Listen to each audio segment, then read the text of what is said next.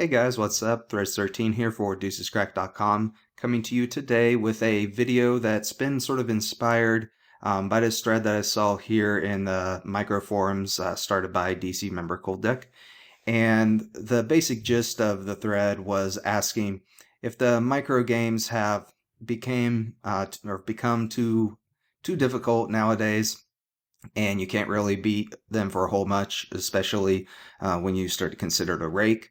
And I'm here, and I've been around a while. In poker years, I've been playing online and coaching professionally for about 5 years now.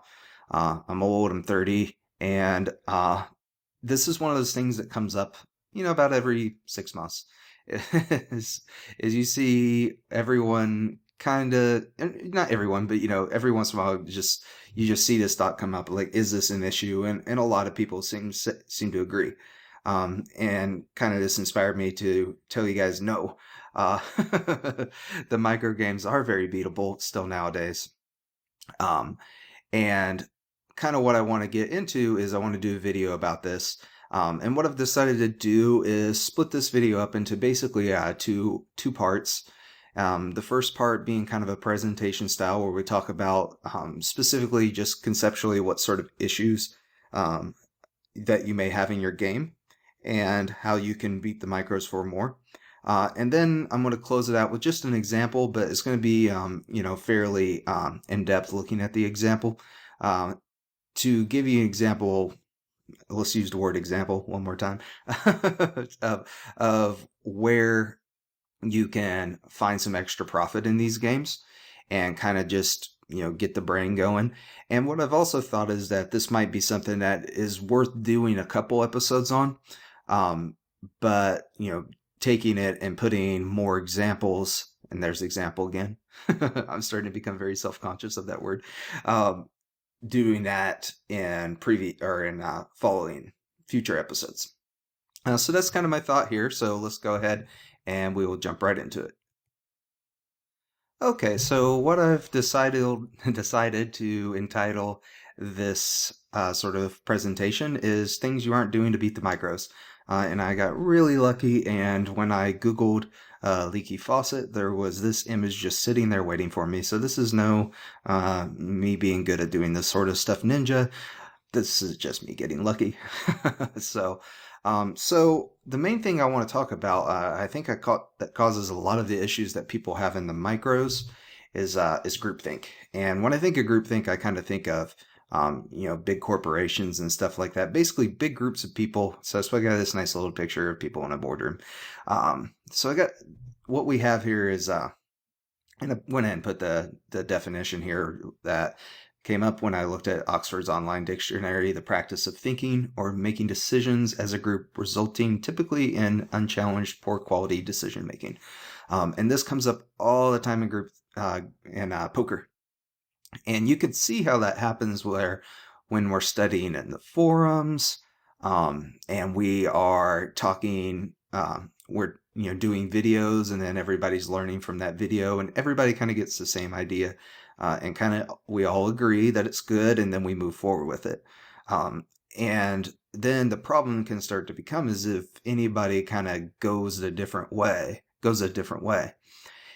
and starts to try to think outside of this box, is that there's immense pressure from the group itself to not do that. It's the group you got a lot of peer pressure basically saying you're wrong, and basically if you have a lot of people telling you that you're wrong, it's pretty easy for you to get convinced you're wrong.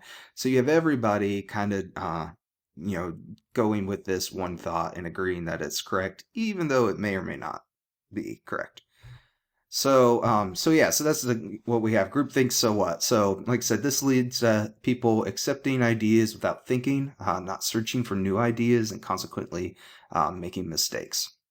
So, and you can kind of think of it in a poker context. I mean, if you and the guys that you're playing with are kind of all learning from the same forums and all learning the same advice and playing more or less the same, other than some little spots here and there, you're basically just going to run your heads into each other. swap money back and forth and lose some money to the rake. And that's just how it's going to go. Now you might outplay them, quote unquote, a little bit in one spot, but you might get outplayed in another spot and not know it. Um, and we all have a tendency to think that we're outplaying people more than they're outplaying us, unless we're running bad, and then we have no idea what we're doing. Is kind of the tendency there. So that's the problem with groupthink um, is that it can kind of put you in this sort of box where you don't kind of push forward and try to come up with new ideas.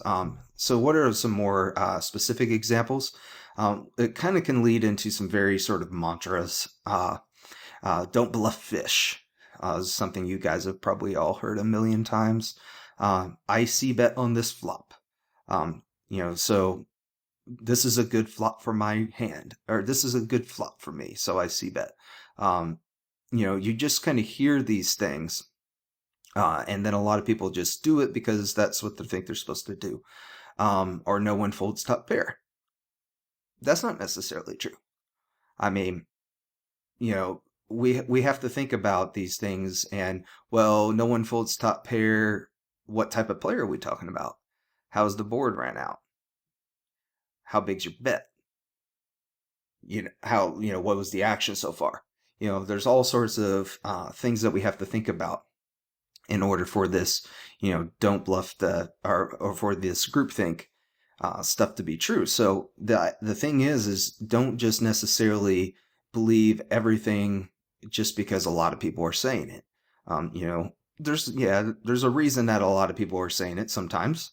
But poker's pretty complicated. So what it kind of gets down to is there's still a good chance that people just got it wrong.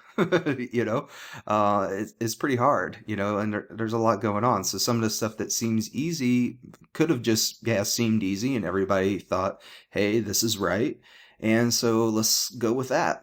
And nobody ever bothered to go back and think about it again. So cool. So let's get on to our specific example. Okay, so what I want to look at here is a board texture that is honestly a board texture that I think a lot of you probably play a lot differently than what I'd suggest. And what I want to do is take a look at this idea of not bluffing the fish. Um, so a lot of times people just will bet once on this flop, kind of with anything for whatever reason, and then just give up. And so I kind of want to get in here and go and look at Combinator and investigate that. So what we have here is just our fish's sort of pre-flop range. I've guessed that. So like a whole bunch of suited aces, well, all suited aces except for having three betting. Aces, kings, queens, ace, king. And so in the situation I imagine is like you raise under the gun and you get called by a fish out of the blinds. So you have position. And so he's going to have a lot of suited kings, some good suited queens, a bunch of suited connectors and one gappers and two cappers, a bunch of two broadways, and maybe like ace nine offsuit sort of range. You can see all together this is about 30%. So he's not super loose or anything. So, okay, so let's go into the example and take a look how his range breaks down post flop. And I've already done a lot of this, and I know you see lots of colors. And let me tell you what things mean. So now, first off, anything that has a color here, so basically things that aren't sixes through twos, is calling some percentage of the time, but like some of them are only of a certain suit. And it's a little bit easier to see if I go over here, if I go into with grouped hands. And you can see that, so anything that isn't this ungrouped, the ungrouped is the stuff that he's folding. So we're not getting very many folds on the flop. So if you're just c-betting this flop and versus a fish, and he's going to call a lot, and then just shutting down and and then checking back the turn, and guess what? He's probably going to bet the river a lot. That sounds a lot like let's lose the pot. Let's lose a c-bet 70% of the time. And that's not a particularly great strategy here. A lot of times you might even do better to just check and see if you can hit something, um, than putting out like, a 2/3 pot size bet that it doesn't need to necessarily work half of the time, but needs to work a good amount, and is, only working 30%. Um, so now here's the thing though, is when you're playing versus guys who have really loose pre-flop ranges, um, and then they don't fold the flop, well, if they start with a weak pre-flop range and then they don't fold it, then their range is still weak. So the idea of don't bluff the fish kind of means don't try to bluff the fish off of a good hand. And sure, that's cool. But that doesn't mean don't two barrel the fish if he doesn't have a good hand. Um, it's okay to bet if he doesn't have anything very often. So all we're trying to do is get him to fold enough is the idea here. So let's look at his range when he does happen to continue. And I've labeled everything here, so it's, somewhat easy to actually read. And you can see the red one, in the bottom right corner here is the top pair portion of his range. And you can see that's almost exactly 25% of the time. And that's top pair better. So that means when he calls you, 75% of the time, doesn't necessarily have anything that good. Now, some of these things are, it's not entirely true because we have some open-ended straight draws and flush draws that are pretty reasonable. But you can see, like, he's got bottom pair, 13%. He's got a gut shot, 18%. And he has just the nut backdoor flush draw, 7%. I think actually a little more than that. Yeah, 7.6%. Just wasn't all showing up. So what this should tell us is that we should be able to run multiple barrels here and get him to fold all this other stuff somewhere. I mean, he's probably not calling you down with a busted flush draw, right? So that 18% is going to probably fold on the river. This nut backdoor flush draw will fold on the turn if it misses. A lot of his gut shots will fold on the turn if it misses. So, I mean, right there, that's 25% probably folding on the turn. And right here, if he folds his bottom pair on the turn, that's another 13%. So that's him 30, 30? Folding 38% of the time on the turn. So now we're starting to kind of get somewhere as we can actually see, okay, he's going to fold close to 40% of the time on the turn. And we can probably get him to fold all these open-ended straight draws and middle pairs on the river, which is a good chunk of folding on the river as well. So what we can do here is let's go ahead and look through the rest of the hand. And let's note that he's folding on the flop 30% of the time. So let's label that. Flop, oops, not on the home row. Flop fold to c-bet equals 30%. So we don't have to remember it. And now we can go in here and set this range of selection and grouped, and that'll take out all the ungrouped hands, which are the hands that he's folding. And let's say that the turn card is a two of clubs. This kind of brings up another sort of groupthink idea that you hear a lot is if the turn card doesn't change anything, then don't bluff again. If he didn't fold the flop, he isn't going to fold the turn. Now, somebody said this once upon a time, and apparently a lot of people started to agree with it. And honestly, not to mince word here, this idea is stupid.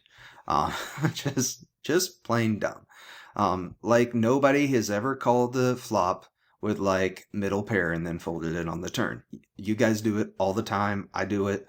Like you never called a flop with a gut shot and then fold. I mean, it's just silly. It's not like your guys' turn fold the c-bet is 0%, and that's not the case for a fish either.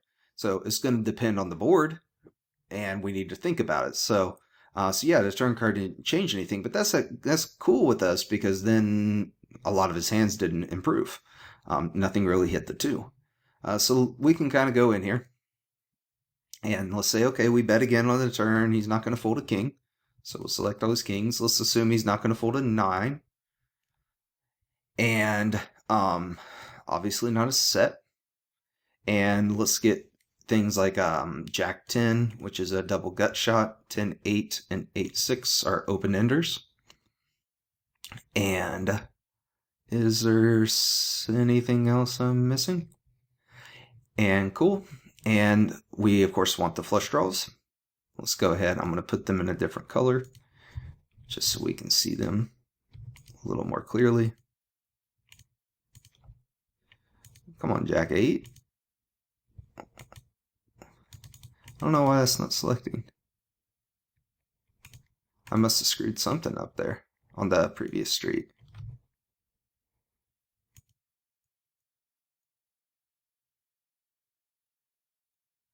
Oh no!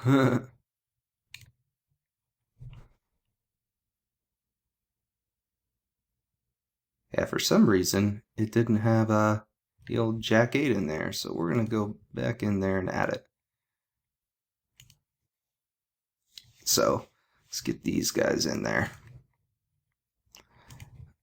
Because these are all calling the flop. I think there was a little mistake there. So let's fold the flop. See, that's probably actually a little lower than that. But we should be good now. Queen 8's only calling if it is hearts. Sorry for the slight technical difficulties here, guys. And then 8-5. Is 8-5 anything? 8-5 is a gut shot, so we always close the flop with 8-5. I think we're good now. If I miss anything, honestly, it's going to be a really small deal. So Jack 8 always calls.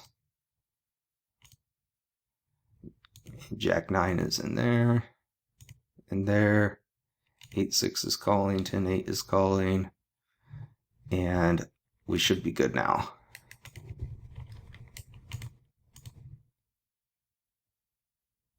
10-6 is always calling. Oh no, it's not. It's calling when it has a gut shot. Okay. So cool. So you can see on this turn card, looks like we're getting about 33% folds. And let me make sure that I got all the Jack 10s in there. Yeah, about 33% folds. And that's only hearts. And I'm just double checking things because the number was a little higher than I expected. We said like 38, so it said 33. So I'm just making sure there's nothing weird here. So, okay. That all looks good to me. So let's go ahead and remember this. Turn, fold to bet, and C bet, so they all look the same, is 33%. So now let's see what happens if we now go for the old triple barrel. So we now set range to selection again, grouped, and let's say that the river card's like this. So this is what we're looking for, is we're looking for his draws to brick. If his draws brick, then that's a lot of folding just right there. Because the only draw that got there was 8-6. So Jack 10, 10-8, and then a bunch of flush draws. So like all these sort of things are going to be folding. And not the kings, but all these sort of things. And that and that. And 9-8. Oh, can't be in hearts. Any 8-7, but not 8-6. Not 8-5. Get that out of there. And 7-6. All these 7s fold except for 7-5. And that should be it. So you can see now that we get here on the river, this is a big thing, is right now he's already folding 30% of the times just because he's got a busted draw. So that's a lot of folding. And let's see what else he's probably going to fold. He's probably folding all his 10 or all his 9s and like jacks and 10s. That's probably no problem getting him to fold that stuff. Now he's not folding 9-7 and 9-5. So we'll get rid of that stuff right there. So probably folding all that. And oh, not folding king 9. And am I missing anything? Not folding 7-5. He will fold 8-5. I don't know why. There we go. I think I got it all. Oh, 10-6, 10-7. There we go. So he's folding a lot on the river. So his river fold, see bet, equals 56%. So what we want to do is when we see this flop, we go, okay, this guy's not actually going to fold a whole bunch because he's going to just have a lot of draws that you want to see the river. But that means he's got a lot of draws that will brick on the river. If we are lucky enough to get the draws to brick, which incidentally happens like the flush draw bricks 80% of the time. And he doesn't have that many open-ended straight draws and things like that. So we kind of know the cards we want. So just betting on bricks is going to be working out pretty well. And now I've actually put together a little EV calc to look at this. And this is something I picked up from Josh S. Thief. He did a series on how to do this stuff, so I'm not going to get real intense on it.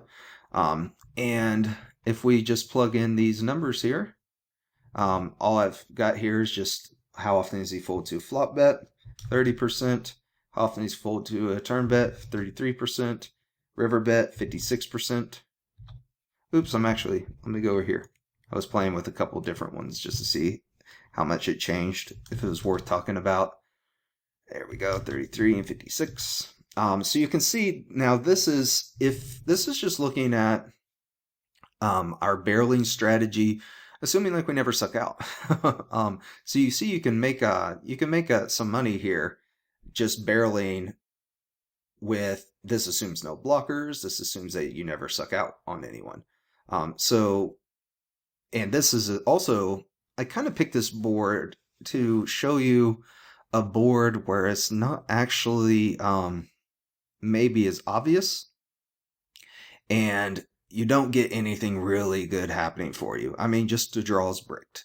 So it's not like a fantastic spot. And I'm assuming in this spot, just betting 2/3 on all streets, which may not necessarily be the best play. So I've also made some things like a lot of times our opponent will like check raise us or donk into us and save us from c-betting. So this is assuming, of course, this is kind of the EV if you knew on the flop that the turn in the river were going to be this way, which is, isn't, of course, the whole story, but does, when you can kind of see this, you can see, okay, I know turns in rivers that I can bet that are profitable. So what I suggest to do on these sort of flops is he's not going to be folding a lot on the flop. So it doesn't really make a lot of sense for you to be betting something that's just air. Your air is just not going to be that profitable unless he folds a lot. And then what ends up happening, of course, is you check and then he bets the river. So you're actually, if you do that, you're kind of running your head into a brick wall. You're going, yay, this guy's going to call me on the flop with some bad hands that should be minus EV. But what I'll do is I'll bet and give up on the flop or give up on the pot. Well, guess what? If you bet and give up on the pot over and over again, it's pretty plus EV for him to just call the flop with a bad hand and then bet the river and pick up the pot a lot. So that's not a very good strategy there. So what we want to do is we want to make sure that on this sort of board texture, this is a board texture that if we're going to start, we're not going to stop too much. The times that we might stop are on bad turn cards, or if we've got a hand that's like a good top pair that's not worth betting the turn would be an example. It would depend a little bit on the position. In early position, you don't have a heck of a lot of those because most of your kings are pretty good. But if you were on the button and had like a king 3, that might be reasonable. I'd probably still bet it on the turn versus this guy though. So there's not a lot of that going on even then. I kind of have to work for it, So yeah, so there's not going to be a lot of us betting the flop and then checking the turn. We're going to go ahead and bet the turn and then bet the river, because the strategy this guy uses is that he gets to the river with a whole bunch of hands that are weak. So what we don't want to do is we don't want to just go, well, let's two barrel and give up. Well, he's going to get to the river and not fold. Bluffing twice isn't good. You got to bluff 3 times. So, and pick your hands accordingly. Bet the flop when you've got like probably at least a gut shot or maybe at least like a backdoor flush draw kind of thing. You're going to need hands more along that lines. That also provides you with some blockers, which are nice too. So you get a little bit more folds on the river when you block like the king queens and the king jacks. So if you had queen jack, that's what I'm thinking of right there. So this gives an example of a spot where I said, now look, don't bluff the fish. Well, we aren't bluffing the fish. We're not even assuming that he folds top pair. And this is a very nice 3-barrel spot for us. Like I said, this EV is going to be a little bit underrated if we are picking spots to do it where we actually have some sort of hand that has outs to do this with. So, so this just is just the bare bones if you have blank cards EV. So, and again, there's still some inaccuracies there because there's turns that we give up on and stuff like that, but that's okay. And that will bring it down, but your EV of hitting the nuts, I think, will bring it up more than that'll bring it down. I think that's pretty obviously true. Cool. So I think this is, like I said, this is probably one example. What I'd like to do is probably go through some more examples where you can find spots to kind of take advantage of the fact that a lot of these guys that at the micros, what they do is that they actually fold too often nowadays. It's not like it's 2006, and the thing is called, make a set and stack and people and win money. It's the game's changed now. Now you can still beat it for a lot, but you have to realize the strategies that people were taking and beat them for more. And you always could have done this versus fish. It's just, like I said, a group think idea where everyone just assumes that you can't. So hopefully this is helpful. Let me know if you have any questions. This has been threads13 for deucescrack.com.